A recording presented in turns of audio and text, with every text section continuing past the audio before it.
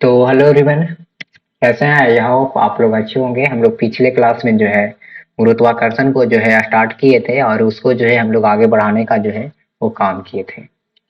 आज जो है उसी टॉपिक का जो है हम लोग आगे बढ़ेंगे और आपको जो है कुछ है इसमें नई नई बातों पे जो है चर्चा करवाएंगे और आपको जो है समझाने का जो है वो प्रयास करेंगे।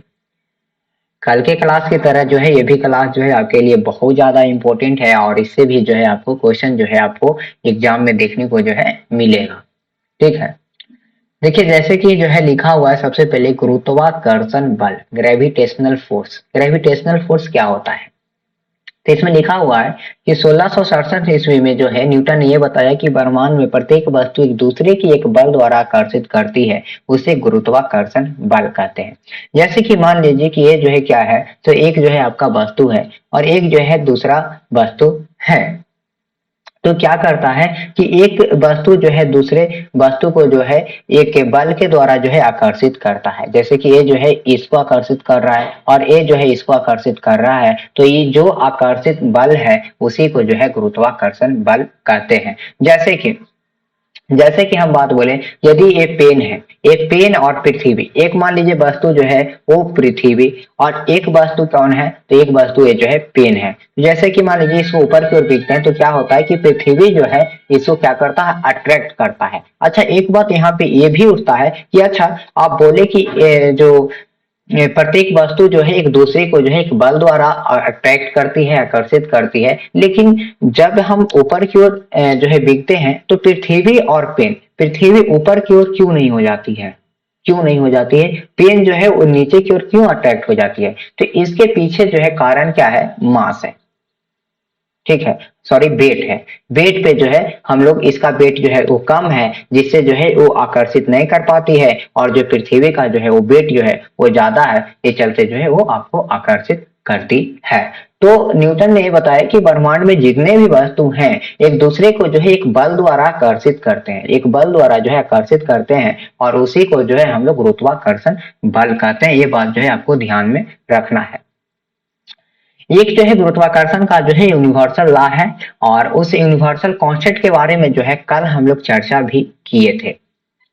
हम लोग जानते क्या है कि ब्रह्मांड में जो है कोई वस्तु जो है एक दूसरे को जो है एक बल द्वारा आकर्षित करता है, या हम लोग कर सकते हैं कि ब्रह्मांड में जितने भी वस्तुएं हैं एक दूसरे को जो है गुरुत्वाकर्षण बल के द्वारा क्या करते हैं, अट्रैक्ट करते हैं। गुरुत्वाकर्षण बल के द्वारा जो है अट्रैक्ट करते हैं, तो उनका परिमाण जो है वो दोनों के कणों के द्रव्यमान के जो है वो समानुपाती और उनके बीच के वर्ग के व्युत्क्रमानुपाती होता है। जैसे कि मान लीजिए कि हमारे पास जो है जो वो जो है आपका कण है, एक m1 है और एक जो है आपका m2 है। इन दोनों के बीच में जो है एक डिस्टेंस है आपका r।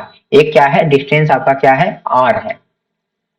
तो ये जो है इन दोनों के बीच में क्या है, एक गुरुत्वाकर्षण जो है वो बल लग रहा है। तो उस गुरुत्वाकर्षण बल का जो है वो परिणाम क्या होगा, तो उन दोनों के जो है वो मास के जो है वो समानुपाती होता है। उन दोनों के मासेज के जो है वो क्या होता है, समानुपाती होता है। हम लोग बोल सकते हैं उन दोनों मासों के गुणनफल के जो है वो समानुपाती होता है। m1 इंटू क्या हो जाएगा, m2 हो जाएगा। और साथ में जो उनके बीच का जो दूरी आता है उसका जो है व्युत्क्रमानुपाती होता है। ठीक है, व्युत्क्रमानुपाती होता है। गुरुत्वाकर्षण का सार्वत्रिक नियम के अनुसार क्या कहता है कि ब्रह्मांड में जो है यानी कि यूनिवर्स में जितना भी कण है, जितना भी पार्टिकल है, एक दूसरे के बीच जो है ग्रेविटेशनल फोर्स लगाते हैं और उस ग्रेविटेशनल फोर्स का जो है वो मान जो है वो दोनों के जो है मासेज के गुणनफल के जो है वो समानुपाती होता है, और साथ में उनके बीच के जो दूरी रहता है उसका जो है व्युत्क्रमानुपाती होता है। ये बात आपको ध्यान में रखना है। जैसे कि यहाँ पे लिखा हुआ है एफ समानुपाती m1 m2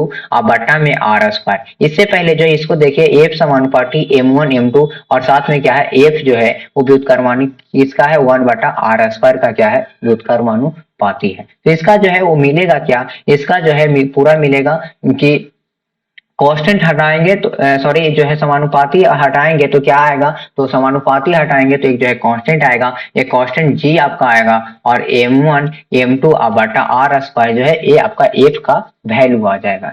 जी क्या है, तो एक प्रकार का आपका कांस्टेंट है और इसी कांस्टेंट को जो है गुरुत्वाकर्षण नियतांक कहते हैं। इसी कांस्टेंट को जो है हम लोग गुरुत्वाकर्षण नियतांक कहते हैं, यूनिवर्सल ग्रेविटेशनल कांस्टेंट कहते हैं। ये बात आपको ध्यान में रखना है और इस पे जो है चर्चा जो है हम पिछले क्लास में भी किए थे। अब जो है आगे की ओर जो है बढ़ते हैं और समझने का जो है वो प्रयास करते हैं।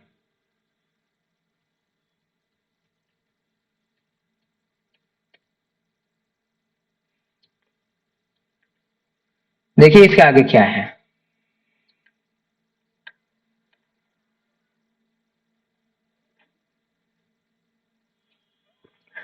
तो जी को जो है हम लोग इस मतलब जैसे जो हम लोग को पास में जो है फॉर्मूला आया, एफ बराबर क्या आया, जी M1 M2 अब बटे में क्या आया, आर स्क्वायर आया। अच्छा इस जी को हम निकालना चाहे तो क्या हो जाएगा, तो जी बराबर हो जाएगा एफ आर स्क्वायर बटे में M1 M2 हो जाएगा, ठीक है, M2 हो जाएगा। अब एफ आर स्क्वायर का क्या हो जाएगा, तो एफ का क्या नहीं यानी फोर्स का क्या हो जाएगा, न्यूटन हो जाएगा। आर क्या है, तो आर जो है एक प्रकार का डिस्टेंस है, तो इसका जो है आर स्क्वायर है तो यहाँ पे मीटर स्क्वायर हो जाएगा। अब बट्टे में क्या हो जाएगा, देखिए M1 का जो है क्या हो जाएगा, मात्र केजी हो जाएगा, और M2 का क्या हो जाएगा, केजी हो जाएगा, तो इसका हो जाएगा केजी स्क्वायर। तो इस जी का जो है मात्रा क्या हो जाएगा, न्यूटन मीटर स्क्वायर प्रति केजी स्क्वायर। कैसे आया, इसको जो है इस फॉर्मूला से हम लोग डिराइव किए, उसके बाद इसका मात्रा को भी जो है हम लोग डिराइव किए। जी का एसआई मात्रा क्या हो जाएगा, न्यूटन मीटर स्क्वायर प्रति केजी स्क्वायर। अब इसका वैल्यू क्या होता है, तो इसका वैल्यू 6.67 गुने 10 के power minus 11 newton metre square प्रति केजी स्क्वायर हो जाएगा। अब जो है अगला है फोर्स ऑफ ग्रेविटी, गुरुत्वाकर्षण त्वरण। फोर्स ऑफ ग्रेविटी, गुरुत्वाकर्षण त्वरण। तो इस फोर्स ऑफ ग्रेविटी क्या है, तो एक प्रकार का जो है त्वरण है। कैसा त्वरण है, तो ये जो है गुरुत्व के अधीन त्वरण है। कैसा त्वरण है, गुरुत्व का जो है वो अधीन त्वरण है।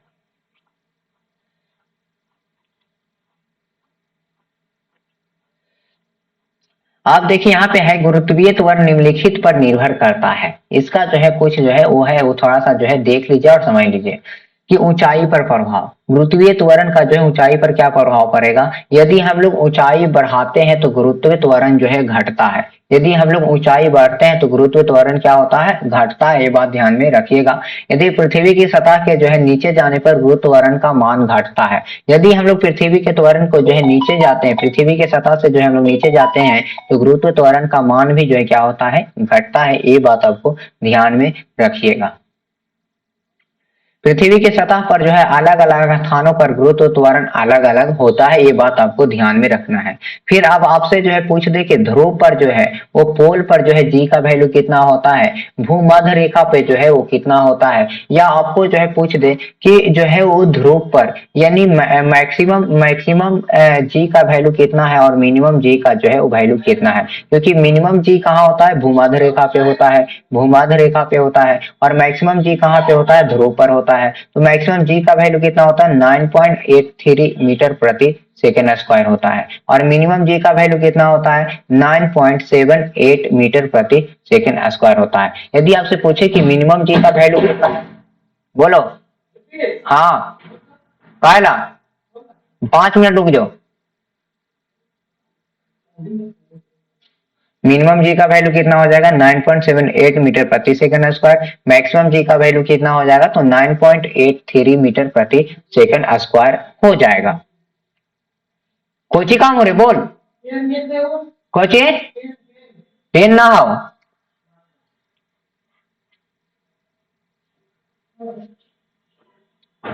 ये पॉइंट था। अब हमारे बीच में जो है मोशन एंड ग्रेविटी की बात आता है। अब जैसा समीकरण जो है वो मोशन में पढ़े थे वैसा ही समीकरण जो है हमको जो है मोशन एंड ग्रेविटी में भी मिलेगा। तो इस पे जो है हम लोग को चर्चा करना है, आपको समझना है।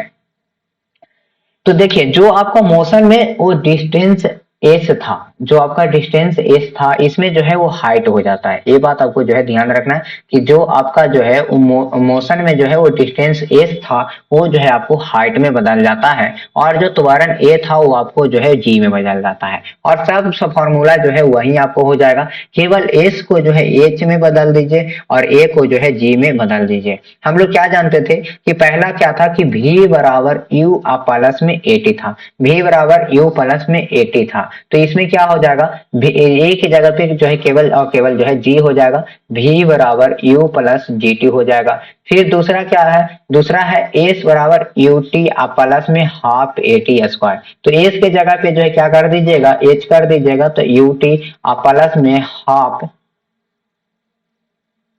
हाफ ए टी स्क्वायर है, तो ए की जगह पे जी कर दीजिए और टी के स्क्वायर की जगह पे टी, यानी 8 बराबर यू टी प्लस में हाफ जी टी स्क्वायर हो जाएगा। फिर उसी प्रकार से तीसरा है, तीसरा क्या है, भी स्क्वायर बराबर यू स्क्वायर प्लस में 2as, तो क्या हो जाएगा, भी स्क्वायर बराबर यू स्क्वायर प्लस 2a हो जाएगा, जी एच हो जाएगा। ठीक है, तो ये जो है इस प्रकार से जो है आप बना सकते हैं और सेम कंडीशन वही वाला लगेगा यदि कोई वस्तु जो है वो विरामावस्था से चलना प्रारंभ कर देता है, तो इस स्थिति में u का वैल्यू जो है 0 हो जाएगा, और यदि कोई वस्तु जो है रुक जाता है या ब्रेक लगाने पर तो जो है उसका v जो है आपका 0 हो जाएगा। ये बात आपको ध्यान में रखना है।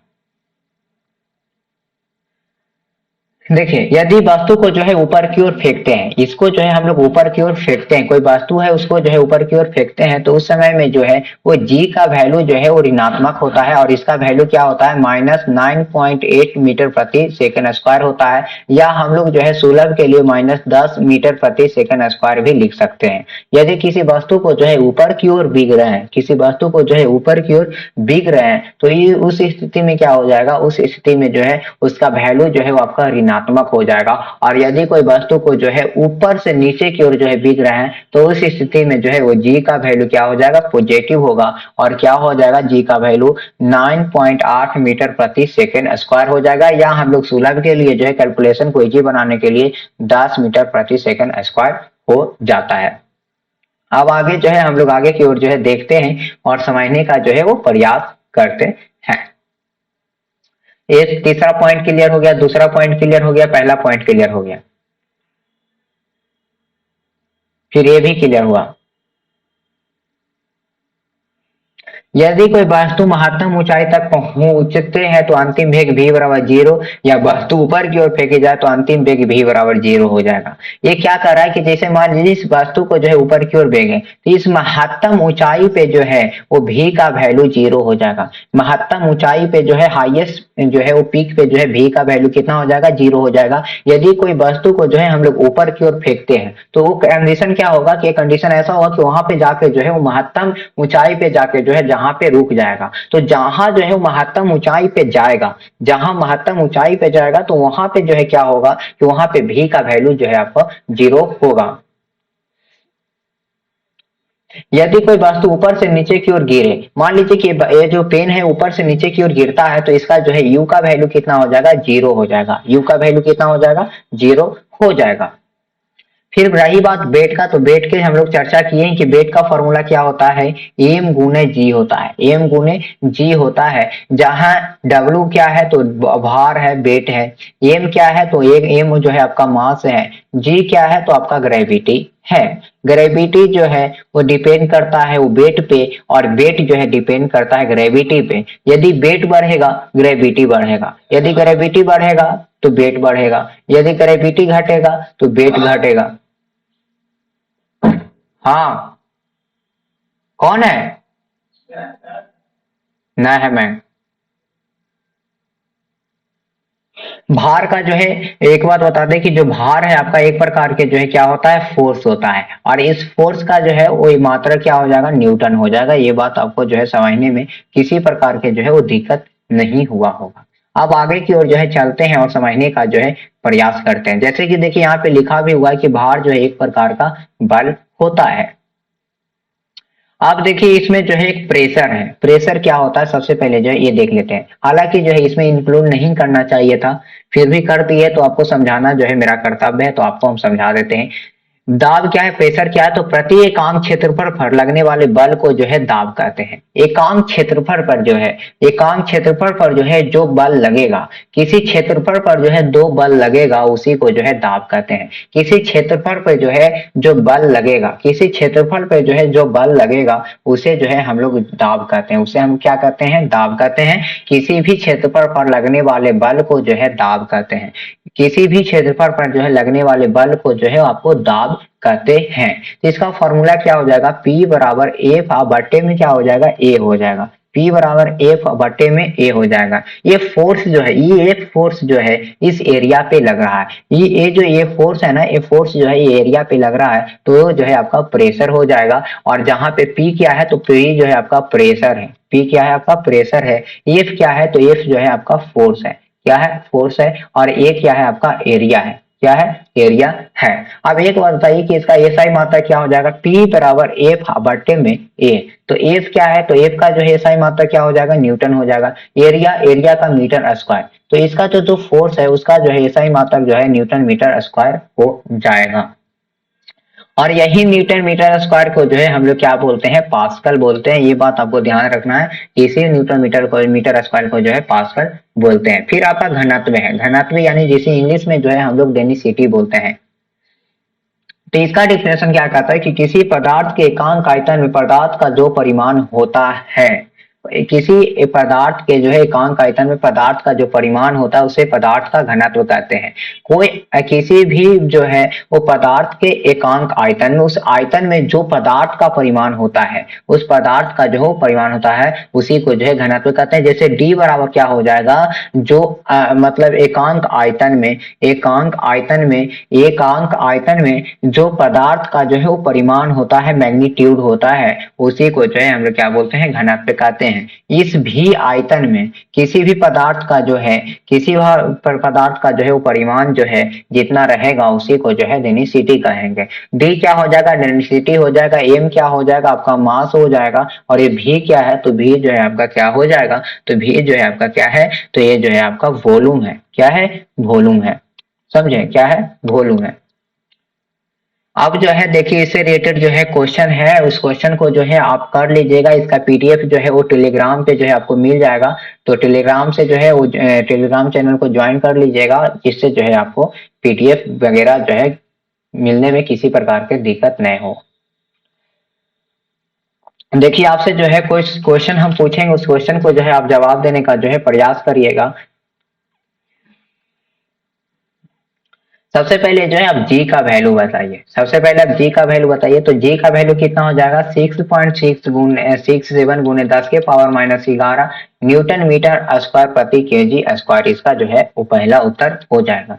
फिर यदि हम आपसे पूछे कि इक्वेटर पर जो है, इक्वेटर पे जो है वो जी का वैल्यू कितना होता है, इक्वेटर पर जो है वो जी का वैल्यू कितना होता है, तो इक्वेटर पर जी का वैल्यू कितना होता है मेरे दोस्त, तो मिनिमम होता है। ठीक है, क्या होता है, मिनिमम होता है। पोल पर जो है वो जी का मान क्या होता है, पोल पर जो है वो जी का मान क्या होता है, तो पोल पर जो है जी का मान जो है मैक्सिमम होता है। फिर जल्दी से बताइए कि पृथ्वी के सेंटर पे जो है कितना होता है जी का वैल्यू, जी का वैल्यू जो है कितना होता है, तो 0 होता है। कहाँ होता है, तो सेंटर ऑफ अर्थ पे जो है क्या होता है, जी का वैल्यू 0 होता है। अब मान लीजिए यदि जो है लिफ्ट जो है ऊपर की ओर चल रहा है, तो W जो है क्या होगा, तो W जो है बढ़ता हुआ प्रतीत होगा। फिर छठा क्वेश्चन, यदि जो है लिफ्ट नीचे की ओर जो है वो गिर रहा है फ्री फॉल में, तो इसका जो है भार कितना हो जाएगा, तो भार जो है वो 0 के बराबर हो जाएगा। ठीक है, भार जो है वो 0 के बराबर हो जाएगा। फिर जो है आपसे पूछे